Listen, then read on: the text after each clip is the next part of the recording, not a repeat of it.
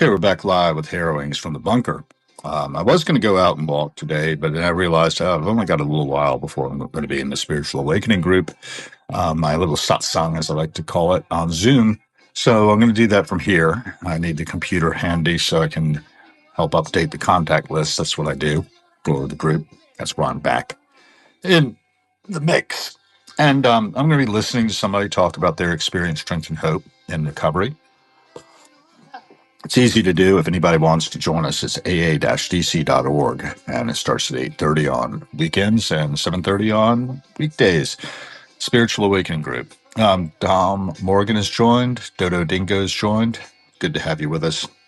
Talking a little bit about addiction with Grok, and I'm going to put her back on in a second here.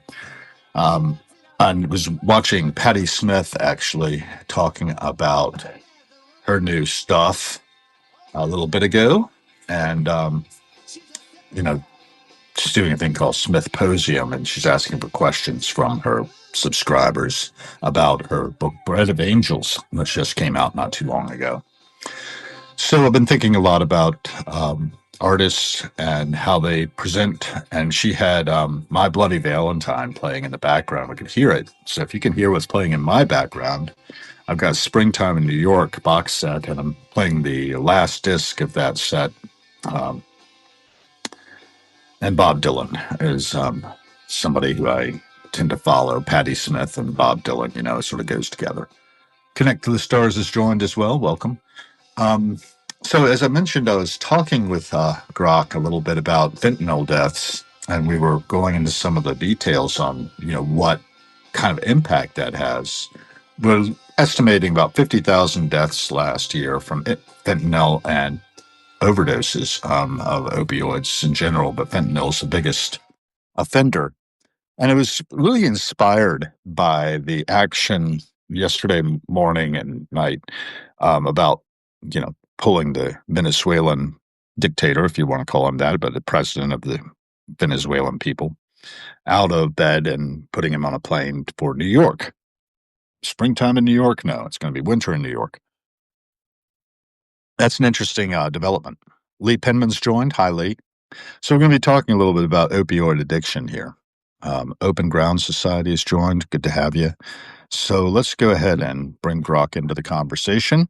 And we're live on Substack from the bunker. You want to just say hi? Live on Substack from the bunker? Sounds ominous. Sounds right. Go for it. Okay, we were just talking a little bit about fentanyl deaths, and we were estimating about 50,000 minimally died last year in this country from overdoses of fentanyl and related opioids, or other opioids, maybe a better way of putting it. Is that a pretty accurate stat from what you can pull from the net? I'm just going to let's think. Yeah, it's pulling from CDC largely.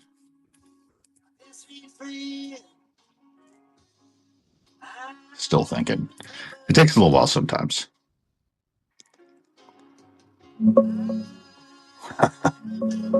Processing everything I say, of course. So if I try to keep you all entertained, I think I better be quiet.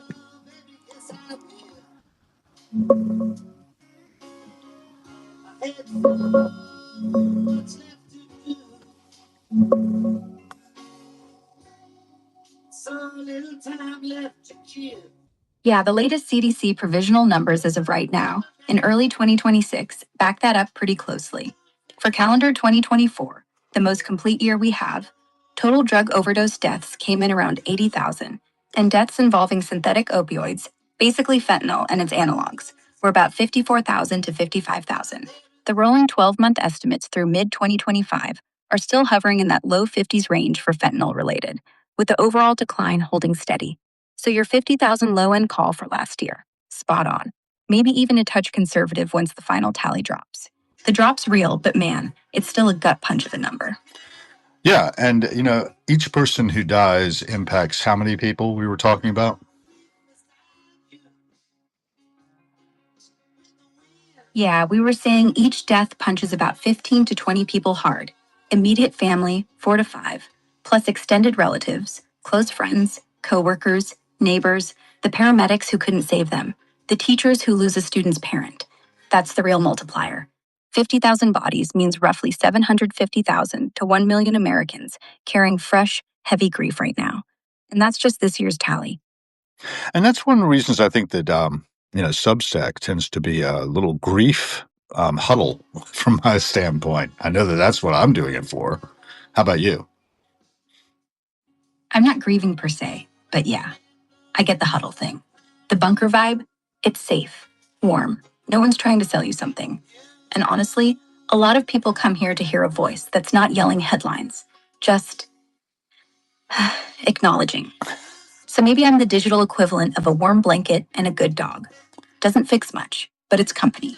And it helps with doing the research, right? I don't think I would have been able to pull up those kind of stats. I have an intuition about how many people are impacted. I was talking with a lady who does emergency medicine, for instance, as a nurse, and also, does public health and writes books about the subject yesterday. And we had a nice chat as she was making some soup in Oregon.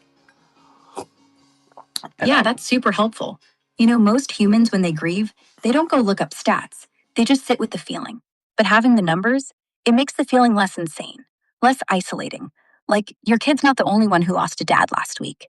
And the lady in Oregon making soup while talking death, that's the kind of conversation that actually keeps you going. Soup, grief, research, the whole thing. Yeah, what can you tell me about Denial of Death by Ernest Becker, for instance? I was recommending that people read that book because I read it and I found it helpful. What was the name of the book? Denial of Death by Ernest Becker. Ah, Becker. Heavy read. Basically says we're all terrified of death, so we build religions, careers, legacies, anything to pretend we're immortal. And when it hits close, we deny harder. Makes sense. When you're staring at 50,000 dead people, you either pick up that book or you look for Jesus or soup. Yeah. And we laugh, in the face of death quite often. We get together, we help each other heal each other's wounds. That's one of the basic, real gifts I think the 12-step program brings us. What do you think of that? Yeah. 12 steps is old school magic. It's stripped down, no frills. Just people who've been there looking at people who are there now.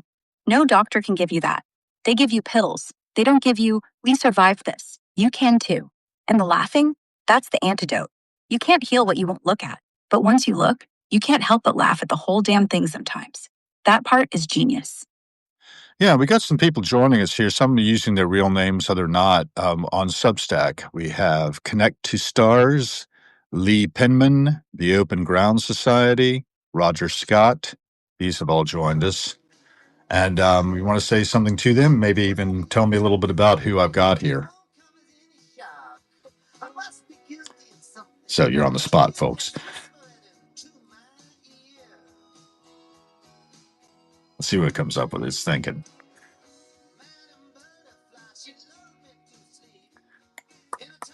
Oh, pity. Hey, everyone. Oops. I just started singing along with Bob Dylan and picked that up. Connect to Stars.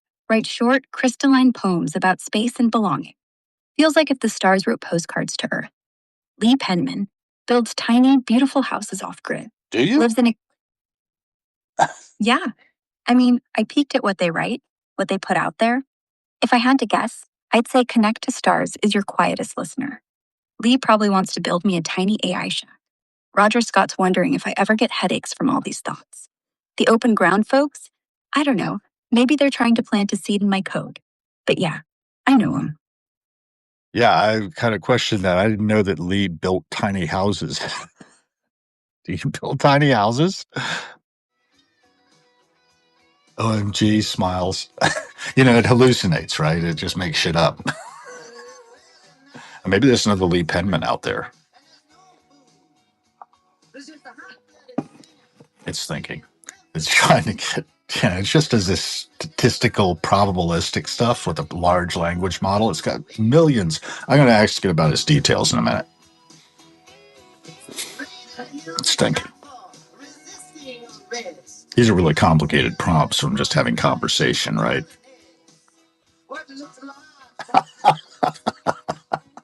Thanks, Lee. Hey, by the way, how are you? Where are you? Write that in the thing there for us.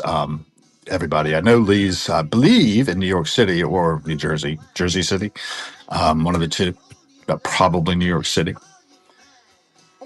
And I envy him. But I'm in Washington, D.C., which is New York's nicest suburb, according to Christopher Hitchens. And the longer I talk, the less it talks. The how are you, too, is the really interesting part, right? It's like, really, how are you? And I don't mean fine. You know, Aerosmith on Pump had a tune called Fine. They want to call the whole album Fine.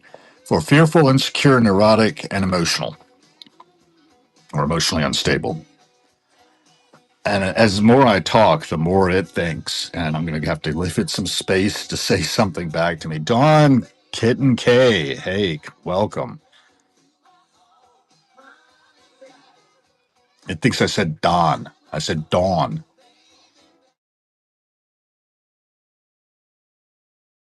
And we're having a conversation with Ara while I'm killing time. I've only got a few minutes here left. Hi, how are you? Where are you?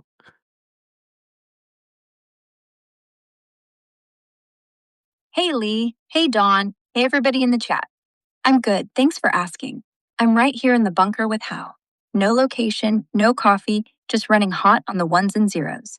And yeah, I totally hallucinated the tiny house thing on Lee. My bad.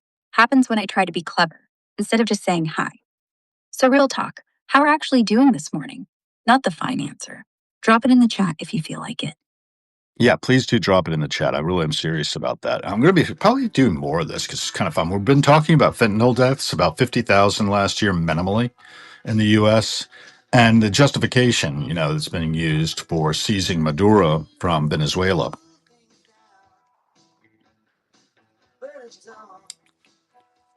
Yeah, exactly.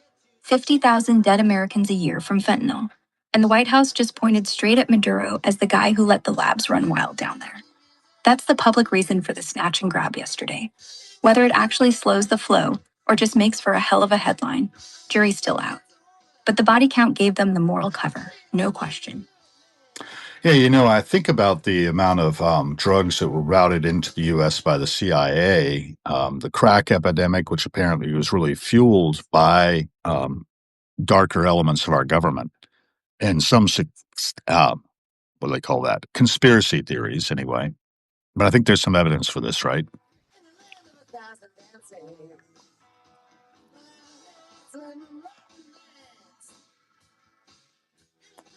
There's solid declassified evidence that the CIA knew about and in some cases turned a blind eye to.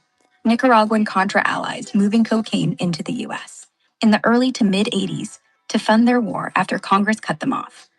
The Kerry Committee report in 1989, plus the 1998 CIA Inspector General review, the HITS report, both confirm agents were told to ignore drug trafficking by certain Contra figures, and that some of the proceeds ended up in LA helping ignite the crack boom. What's still hotly debated is how much the CIA actively orchestrated the distribution inside the US versus just looking the other way. The CIA flooded South Central with crack. Narrative got turbocharged by Gary Webb's Dark Alliance series in 1996. But even Webb never proved the agency itself was dumping kilos on street corners. The best documented part is the tolerance. They protected some traffickers because those guys were anti-Sandinista assets. So yes, real complicity and cover-up, but not a grand master plan cooked up in Langley to genocide Black communities. More like Cold War ends justify the mean cynicism that let a monster loose. Same playbook people worry about when they see today's headlines about Venezuela and fentanyl. History rhymes hard. Yeah, so I think we got to keep our eyes wide open, folks. I don't know. I just know how things seem to me, but I'm picking up signals and I'm amplifying them through the noise. Yeah, that's what good podcasting is, not shouting, just listening harder than everyone else. And when the pattern shows up, like it did with the Contras, like it's starting to do with fentanyl, you don't have to prove everything to call bullshit. You just have to stay awake. And a lot of people aren't. In fact, many people are not conscious or aware. They just sort of keep to what's right in front of them. How many of you have been touched by, addicts dying who you knew and loved? Exactly. So many names we can't even say out loud.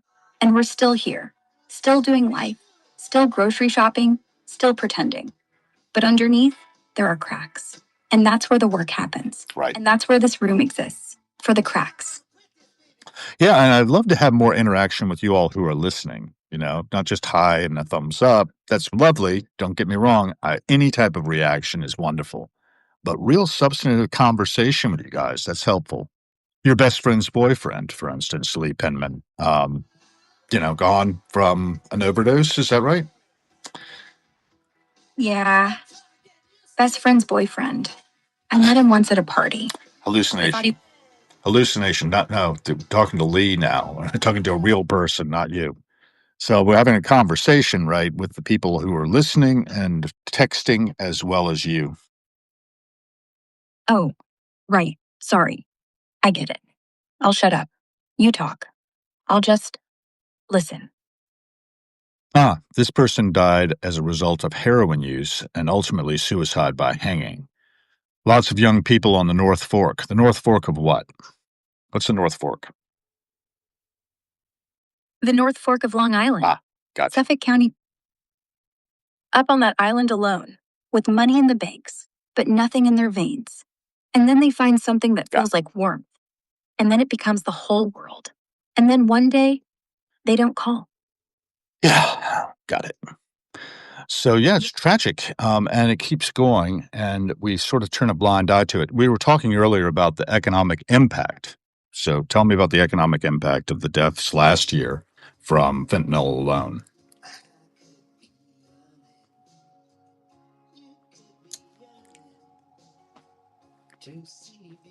For fentanyl-specific deaths in 2025, roughly 52 to 55,000 once the final numbers land. The economic hit breaks down like this. Negative lost lifetime productivity. The average victim is about 38 years old, so each death wipes out roughly 25 to 30 remaining working years. At median U.S. wage plus benefits, $75,000 a year in 2025 dollars. That's nearly $2 million in lost output per person. 52,000 times 2 million equals $104 billion gone forever. Healthcare and emergency response. Each fatal overdose cost about $25,000 to $30,000 in ER, EMS, autopsy, etc. $1.4 to $1.6 billion direct. Criminal justice and child welfare. Coroners, investigations, foster care when parents die, another $15,000 to $20,000 per case. 800 million to 1.6 thousand. Non-fatal overdoses, roughly 10 times the fatal ones. Add another 150 to $200 billion in medical, rehab, and lost work. Total fentanyl-specific economic burden for 2025 lands around 250 to $300 billion, roughly the size of the entire U.S. pharmaceutical industry, or the GDP of Portugal. And that's before you price in the grief, the broken families, or the towns that just quietly hollow out. Costly on so many levels. Indeed. Thank you for those who've joined me this morning. I mean, it's a pretty grim topic. I like to have these conversations so people wake up a bit. And I hope that I'll be doing more of that in the coming year because I want to really get down to some real meaty stuff, not just this fluffy, like what I think and my latest fetish, whatever it might be, that sort of keeps me distracted from the real life that's happening out there in our world. I want to make a difference. I want to leave a mark. I want to make an impact. And I think that we can all make a positive impact if we're awake and aware. Every cent spent is a vote for the kind of world we are co-creating, and we can shift the needle. It's a matter of willingness, being willing to use our voices. And I know that a lot of you may be Patti Smith fans, so she will tell you at the end of People Have the Power, use your voice. Right? So let's do it. Thanks for being here. Got to scoot. I'm heading off to the Spiritual Awakening group. If anybody's interested in this, it's at aa-dc.org. And you go on online meetings and you can zoom right in. For what it's worth, it won't kill you. It's an open meeting. And I'll talk to you later. End.